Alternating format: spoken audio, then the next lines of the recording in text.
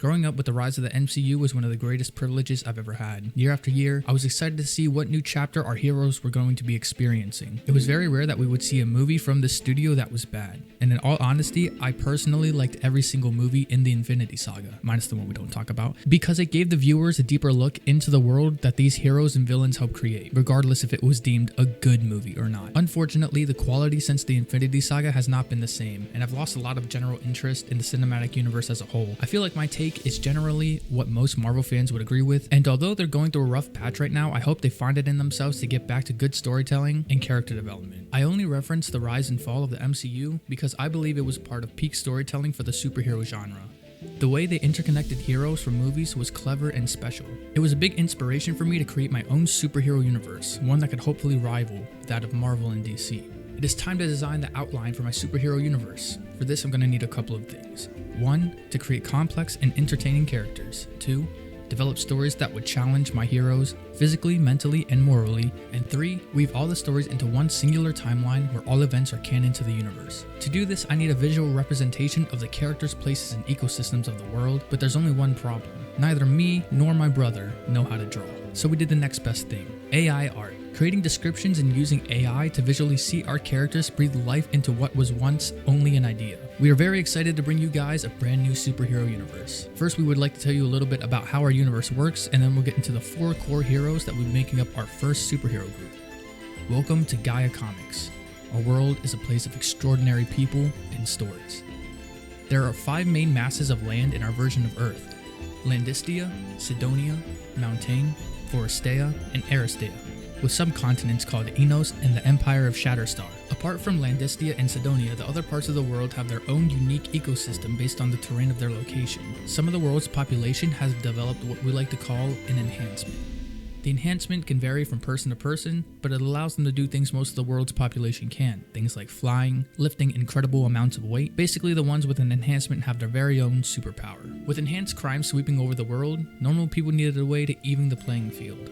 They turned to scientists to create weapons that could go toe-to-toe with all different kinds of enhanced beings. Although many wanted to help, some saw it as potential to gain wealth and power. As in any world, there's a constant war between good and evil.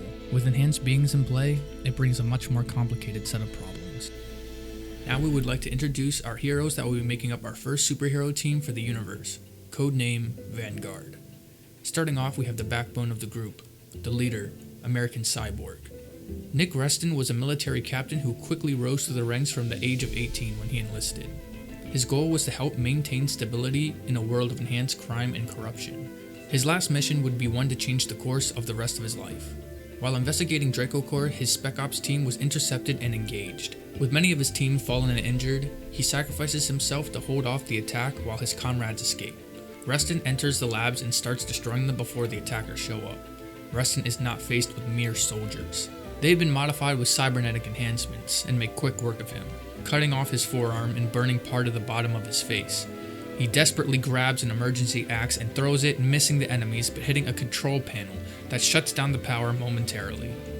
A technological symbiote is released from containment and finds its way to Reston, which fuses with him. When the lights turn back on, Reston is getting up as the process of the merge finishes.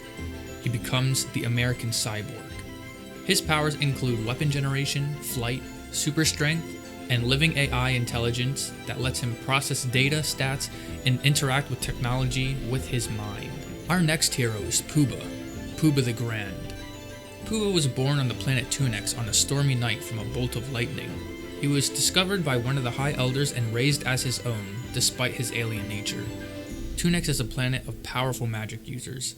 They often respond to distress calls from other planets in their galaxy. Puba, being a humanoid duck amongst the Tunites, made him a prime target for ridicule.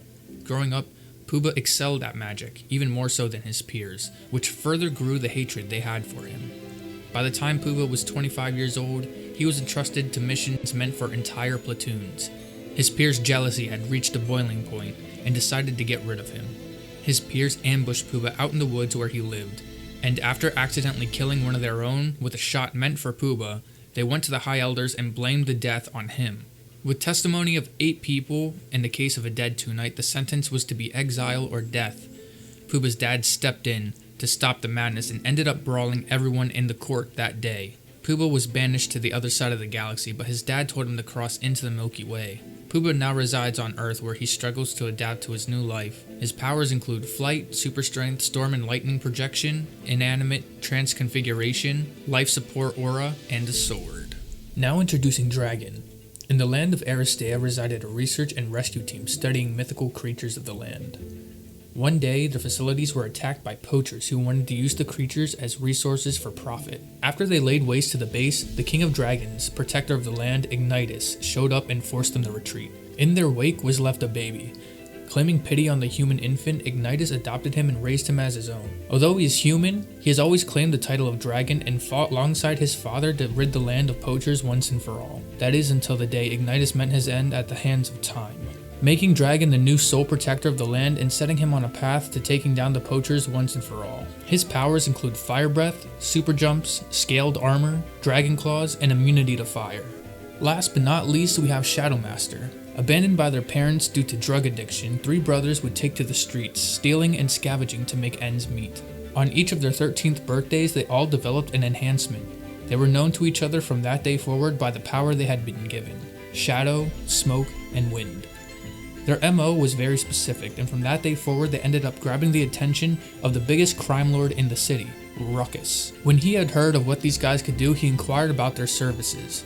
He took care of them in a way no one else ever had, giving them a place to stay, money for things, and all they had to do was steal a couple of things. One day they had asked him to enter a house and 1. Cut a wire, 2. Steal a cell phone, and 3. Disable security cameras. This was no different than any other job they had taken. And to their horror, they see on the TV the next day that a political candidate bent on ending crime in the city was murdered alongside his family, including 3 children. Furious that they had a part to play in this atrocity, they engaged the crime lord. However, it would turn out he was also an enhanced being with the power of strength and poison. In the end, he was defeated, but Smoke and Wind had died saving their brother and stopping the crime lord. Falling into a darker void, Shadow promised them in their last moments that he would make up for this by bringing peace and justice to the city, starting his journey as Shadow Master. His powers include shadow travel, hand-to-hand combat, a chain and kunai, with room to grow. All stories from the heroes of the Vanguard lead back to one villain, the corrupt scientist and businessman Count Winston Draco. American Cyborg is going to need more than soldiers if he's going to beat this guy, and his recruitment leads him to Puba, Dragon, and Shadow Master. Together, the Vanguard will have to find a way to put Draco's schemes to an end. Thank you guys for watching the video. Make sure to subscribe to keep up to date with everything the Gaia universe has to offer.